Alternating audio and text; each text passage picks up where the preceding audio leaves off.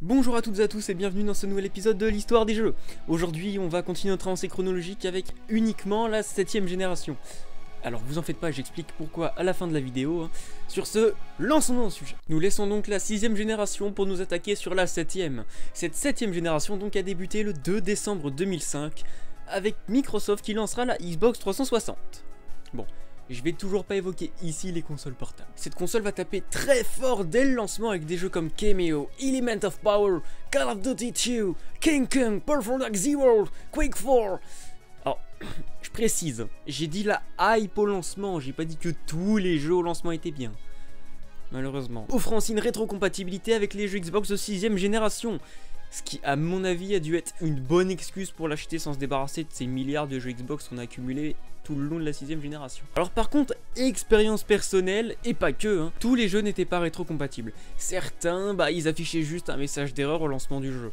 Bon, après, vu l'état de mes CD, franchement, c'est pas étonnant, mais... Et pour couronner le tout, le marché Xbox Live qui va lancer la vente de jeux dématérialisés sur console, ainsi qu'un service de vidéo à la demande, et même le fait de toujours pouvoir être connecté sur son téléphone, en l'occurrence un Windows Phone, ou avec son PC qui était sous l'époque sous Windows Vista. En soi, elle aurait pu être la console parfaite, mais le lancement il s'est pas super bien passé, notamment à cause du légendaire One Week of Death. Pouvant être causé par de multiples manières, la seule vraie solution fiable, c'était de l'envoyer au SAV, qui d'ailleurs ont dû avoir un boulot monstre, puisque son Game Informer, le taux de panne en 2009, donc quelques années après quand même, était encore de 54% des consoles renvoyées. 3 ans, c'est pas rien quand même. D'ailleurs, le service client à l'époque, ils ont dû autant souffrir que celui des CFR en temps normal. Les pauvres. Il y avait bien sûr un moyen de réparer ça soi-même, mais il fallait démonter la console. Donc non seulement ça enlevait la garantie, mais autant dire que vu le prix au lancement, fallait être plutôt sûr de soi. Un peu plus d'un an après, c'est au tour de Nintendo de monter sur le ring avec la suite de la GameCube. Sortie le 7 décembre 2006, voici venir la Wii, la toute première vraie console dotée d'un accéléromètre. En gros, un accéléromètre c'est pour détecter ta position, ton orientation ainsi que ta position dans une pièce. Avec des jeux comme Call of Duty 3 et Marvel Power, bon du coup l'accent il marche pas tout de suite. Zelda Twilight Princess, What's Still, Wii Sport, Happy Fit, ou le regretté Rayman Raving Rabbids. Vous l'aurez deviné, cette console elle était clairement orientée casual gaming, comme on dit. D'ailleurs sur les 43 jeux les plus vendus au monde, plus de 9 sont sortis sur Wii, le plus haut placé étant Wii Sport qui est 3ème du classement, avec 82 millions de jeux vendus. C'est quand même pas mal. Le côté familial de la console va également être un grand argument de vente. Le fait que cette console privilégie les activités physiques, parce que jouer ça rend gros, l'approche fait 55 kg, comme quoi ils ont toujours raison ces abrutis de présentateurs télé. Ceci dit, je ne parlerai pas des 40 000 accessoires de la Wii. Ceci dit, parlons de ses défauts. Et pour commencer, justement, ces 40 000 accessoires, qui soit ils servent à rien, soit t'es obligé d'en acheter pour jouer au Zelda que tu t'es déjà fait chier à trouver. Et tiens... coïncidence entre la Nintendo 64 et la Wii, tiens. Sur les deux consoles, il y a eu des Zelda. Donc un, tu peux jouer en Vanilla. Vanilla, c'est sans accessoires, pas la vanille. Et un Zelda sur les deux qui se joue avec une extension, comme un certain Expansion Pack ou un certain Wii Motion Plus. Étrange. Bref, un autre défaut majeur, les manettes. Soit ça use les piles en 30 minutes, soit ta batterie elle tient le double mais pas plus. C'est dommage parce que... les gens, ils ont pas envie que jouer une demi-heure. Et pour finir, cette console était bloquée à 480p, là où les autres ils étaient à 540 minimum, et où tout le monde se battait pour la 1080p, et aujourd'hui c'est pour la 4K. Mais ne jugeons pas une console sur cela. Sur ce, arrêtons-nous avec la Wii et passons à notre dernier challenger, sorti le 23 mars 2007 chez nous. Tiens, c'est la seule qui n'est pas sortie en décembre. J'ai nommé la PlayStation 3. Cette console sera celle qui aura fait le plus parler d'elle en France, et qui aurait été la première pour pas mal. Bon, perso, j'en ai eu pas mal d'autres avant, et surtout j'ai eu beaucoup de mal avec cette console, mais bon. Alors certains vont s'attendre à ce que je parle de son essentiel défaut de lancement, qui est également le plus connu. Mais je vais en parler en dernier. Déjà, parlons des jeux. Alors, au lancement, nous avons donc eu Call of Duty 3, encore, bon.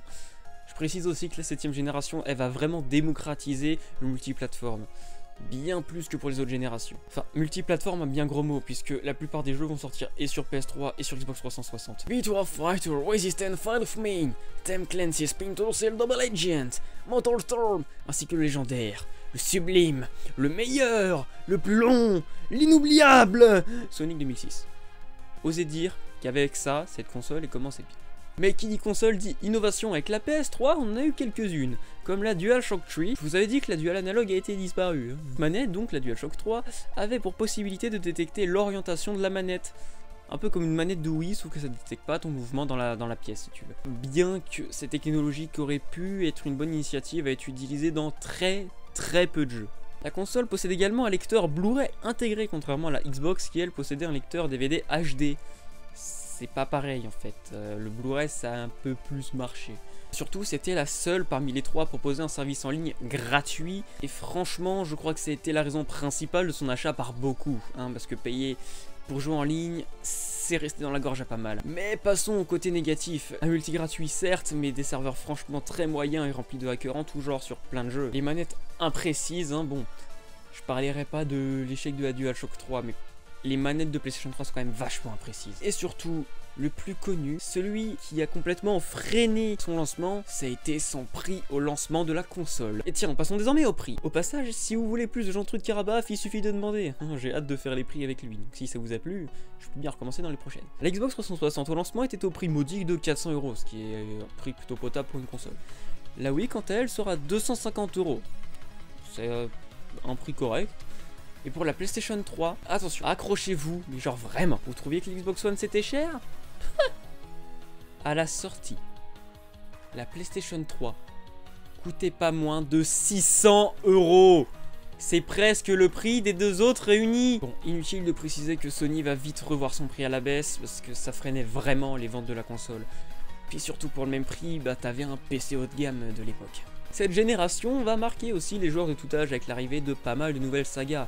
Gears of War, Little Big Planet, Just Dance, Xenoblade Chronicles, Uncharted, Tales of Bioshock, Dishonored. Et en plus Dishonored c'est français. Assassin's Creed, qui est d'ailleurs un des rares jeux faits par une femme. Et surtout Mass Effect. Bon, évidemment il y en a plein d'autres, mais je peux pas tous les citer. Sinon la vidéo serait beaucoup trop longue, mes excuses. On a également eu des jeux tout simplement légendaires, comme God of War 3, Skyrim, Halo Reach, Minecraft, GTA 5, même s'il est à la limite de la 8ème génération. Street Fighter 4 et ses 40 000 versions, Super Meat Boy, et encore une fois plein d'autres. Tiens, j'espère que dans cette vidéo on va comprendre malgré mon accent complètement pourri en anglais. Autre chose sur cette génération, la 7ème génération sera la plus longue de toutes, avec pas moins de 7 ans de combats acharnés entre les concurrents. Par ailleurs, cette génération donnera naissance à encore plus de guéguerres entre les machines. Par exemple, en France, la majorité des gens étaient pro PS3, là où aux USA ils étaient pro Xbox et au Japon, ils ont toujours été, mais pro Nintendo. C'est fou quand même. On a beau leur dire qu'il y en a un pour les gouverner tous, un pour tous les calmer, un pour tous les dominer avec une communauté d'acharnés, un qui est là depuis le début, et bien avant eux. Un jour ils comprendront qui est le maître, un jour ils comprendront PC Master Race. Tout Undertale, Minecraft, les Lemmings, Overwatch, une haute qualité sur FPS, émulateur, meilleure communauté, team, clavier, souris, jeu moins cher, Warcraft, overclocking, durée de vie personnalisée, multitâche. Le PC est intemporel, même si c'est vrai que c'est pas donné. Ceci dit, la 7ème génération se finira le 30 novembre 2012 avec la Wii. Sur ce, je compte m'arrêter ici, histoire que ce soit pas trop long, et parce qu'honnêtement, je sais pas trop si je dois faire la 8ème génération. Je vais vous poser la question, tiens. La 8ème génération n'étant actuellement pas finie, mais on sait quand elle se finit. Alors est-ce que vous voulez tout de même un épisode dessus, ou est-ce que vous préférez un épisode sur les consoles portables, ou un épisode sur ce que pourrait apporter la 9ème génération, sur les rééditions de consoles, par exemple la Wii Mini, ou ce genre de choses. Et si vous voulez le retour de Jean-Truc Karabaf, et faites-vous plaisir, il y a un espace commentaire, dites-le, votez, faites ce que vous voulez. J'essaierai de prendre en compte tout ça, j'essaye encore de trouver une vraie identité à l'émission. Sur ce, j'espère que cet épisode vous aura vraiment plu, auquel cas, refaites-vous entendre encore une fois. Si vous a pas plu également, j'essaie de faire ce que je peux pour que la qualité soit égale à chaque fois. Ceci dit, merci également à tous ceux qui me suivent, pour vos messages, pour vos retours, pour tout ça, ça ferait vraiment très plaisir. Et d'ailleurs, je vais tenter de tenir le rythme d'1 ou 2 vidéos par mois. Bon, je dis essayer, parce que je veux que faire des vidéos, ça reste avant tout un plaisir et je veux surtout pas me forcer à faire ça. Sur ce, un grand merci à vous tous, j'espère encore une fois que ça vous aura plu. Je vous fais tout plein de câlins, tout mimi, tout gentil et je vous dis à la prochaine.